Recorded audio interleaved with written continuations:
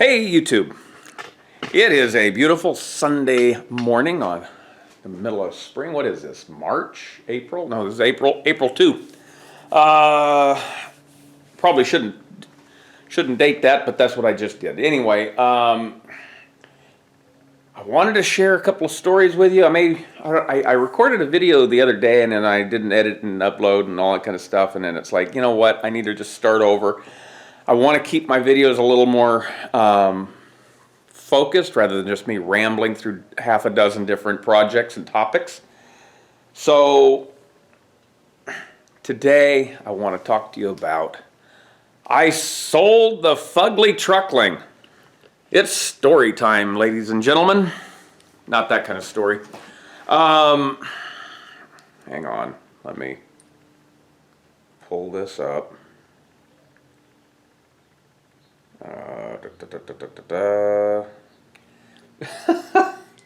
So, have you ever owned a vehicle that you just hated?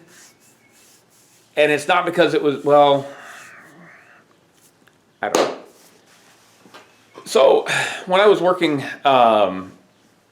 for an outfit that made soil amendments, a lot of sulfur process, that kind of stuff.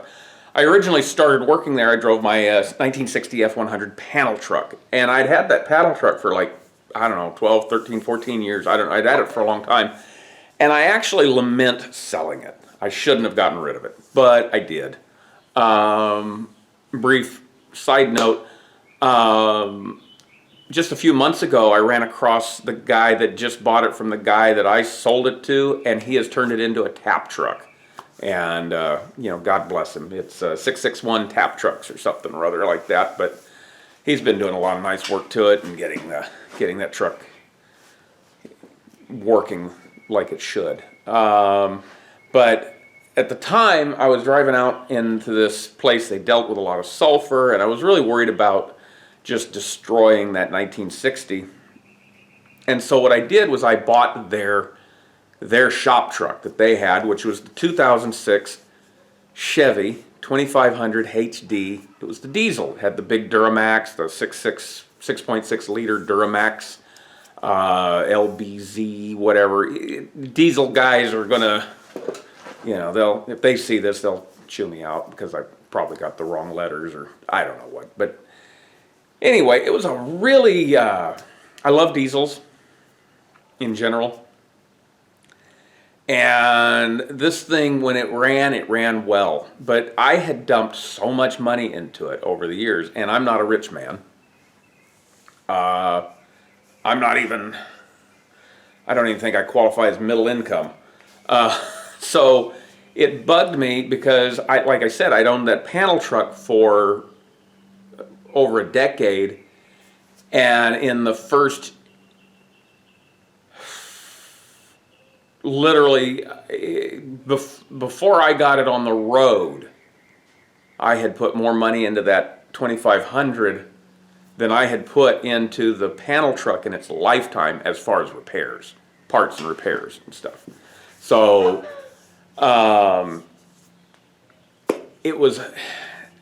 it's one of those where I look back at the panel truck and I think, you know what, I could have done, if I'd put that money into the panel truck, I would have had a really nice panel truck. But instead, I dumped it into this turd, and it was making me mad, and I was getting ticked off. I was always mad at it, And it was one of those deals, when it drove great. But then they would have some sort of, I had put 3 instrument clusters in it. 3. I had actually a brand new one on the shelf as a spare, because they were getting hard to find, and they kept burning up, and I was like, you know what, I'll have an extra. But see, I can't install one because I don't have the fancy computer that talks to it to tell it that kind of stuff. And that was one of the big problems, is there was a lot of the stuff that was wrong with it. They were always electrical problems that required the fancy, expensive computer to talk to it, and I didn't have it, and I wasn't interested in investing in that kind of thing. I wasn't wanting to be a mechanic for that, you know, that kind of vehicle. So anyway, let's go back to a little over a week ago. It's a Friday. I had some work to do up in Tehachapi. I loaded up the truck, and I was wanting to just have a nice, easy day. Well, I'm driving down the road, I'm driving down the freeway, and I look at the instrument cluster, and the little digital readout was dark. It was gone. And I'm scrolling through buttons. Maybe I turned it off, maybe this, that. Nope, it's just gone. And then you get a little whiff. And you're like, ooh, that's an electrical thing. Something burned up like a resistor, something like that. You know, that. Those of you that remember old televisions, you can remember that one resistor on whatever set you had. It was popping, you know. Whoo. So anyway, I drove the way up there, and I'm mad at it already. I get to the job, I'm doing the job. I had to take a run to the Home Depot. And I'm messing around the Home Depot. I get back in the truck. And when I get back on the freeway to go back to the job site, it won't rev over 2,000 RPM. Which is a diesel. I mean, I can still get up to freeway speeds. I don't need it. You gotta be real. You just can't throttle it up.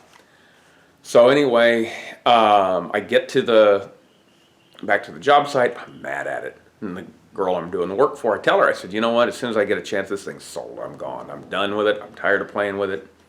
Just sell it. So end of the day, I get back in the truck, and I'm headed home, and now and the check engine light's on, which is another thing that bugs me, because California law says that I'm responsible for making it pass smog before I can sell it. And the smog test is, you know, a legal requirement, and I didn't even want to invest in that, because the check engine light, I have no idea, and I know it's tied to the deal where it's restricting the RPM on the engine, and I have a few ideas what that might be, but you know, I didn't test anything, and I didn't even have my computer with me to plug it in, my little code reader. But I get on the freeway, and all of a sudden it's driving nice, and the instrument cluster's working, and I'm like, okay, I'm tired. This thing's making me mad. It's just it wants to work, it doesn't want to work, it wants to work, that kind of stuff. So anyway, I'm driving down the freeway, and it's running just fine, and then I look down, and the instrument cluster's, the digital thing's gone again, and now I can really smell that electrical component just smoking. So I get home, I go inside, and I'm surprisingly calm. I'm mad, but calm. And after a little bit, I get my boys, we come out, we strip every tool off of it, get everything out of it, and I took some pictures, and I'll show you these pictures I took, and then I listed it on Marketplace. Let me read to you what I wrote, okay? It's a 2006 Chevy Silverado 2500, $8,000. That's what I listed it at. I put 200,000 plus miles, automatic transmission, the whole works. Okay. This was my description. Ready? Worst vehicle I have ever owned. I'm done. This thing has had a rough life. Maybe I expect too much from it. Pros. When it runs well. The engine is strong, the transmission shifts well, it really holds a lot of weight and tows very well too. There's a lot of room inside. I built the flatbed and underbody boxes. The bed is great for mechanic work. For such a big vehicle, it gets pretty good fuel economy, roughly 16 miles per gallon city and 20 highway. Cons. The body is rough. The interior is rough. There's a fair amount of rust for a California vehicle.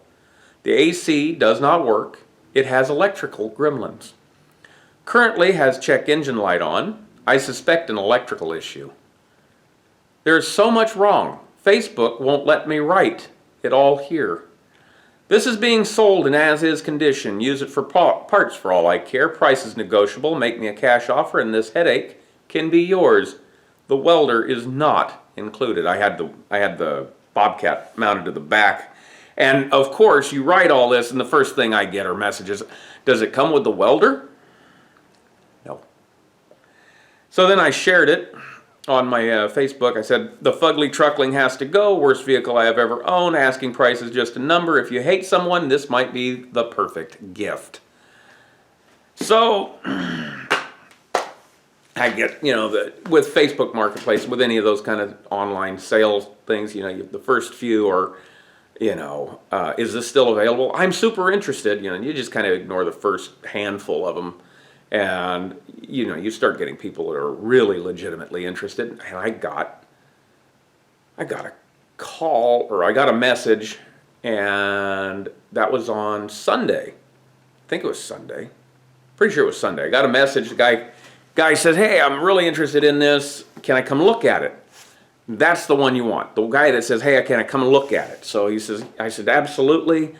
So I think that was Saturday. So anyway, listed Friday, Saturday, get a serious contact. Sunday, this guy shows up with his buddies. That was hilarious. So I got the thing parked in the front yard, in the driveway. Guy comes in, they roll up in a big diesel truck, and I'm like, these are the right guys. Kid that was interested in buying it, he steps out, comes up to me, and we're talking, and his buddy gets out, walks right past us, goes right to the car. He's got the big code reader, the big fancy one. Stabs it in there, keys it up, starts reading codes, and immediately finds out check engine light. Oh, and by this time the check engine light had turned itself back off. So, and I got the welder out of it and all that kind of stuff. So anyway, he pulls up the code, and it was a low fuel pressure. The fuel rail pressure was low, and that's what set off the limited RPM and that kind of stuff. I get to talking to him though, and I asked the kid that wants to buy it. I says, "What do you do?" He says, "Well, I'm a diesel mechanic." I said, "Perfect." He said, "Well, yeah." He says, "But I work on big diesels, like semi trucks." And I was like, "Whatever, hey, diesel's diesel, truck's a truck, whatever." But apparently he's telling me that his other work truck was stolen, and now he's trying to find something to replace it with, and he's got this, and he's looking at mine because it's got the boxes and it's ready to go. It's perfect for that kind of work. The flatbed, you're always loading heavy truck parts and things. It's ideal. It's great. The only thing he's missing is a little crane. His buddy that had the code reader, I walked up and I asked him, I says, "What do you do?" He says, "I work at the Chevy dealership. I'm a diesel mechanic." So anyway, they took it, they looked at it, we took it for a test drive, got it on the freeway. The kid that wants to buy it, he's got a big grin on his face because it runs. It runs great. I mean, when it's running, it runs great. And, they're not bothered by these little gremlins. And me, they just annoy me because they're things that shouldn't go bad. This guy's thrilled. I mean, he's just jazzed to be there. So anyway, they come back and we talked a little bit, and he says, "Well, what do you take for it?" I says, "Why don't you think about it, you give me a number." So later that night he sent me a number, and I told him because you got to understand, Friday afternoon I was so mad at it that I was willing to give it away.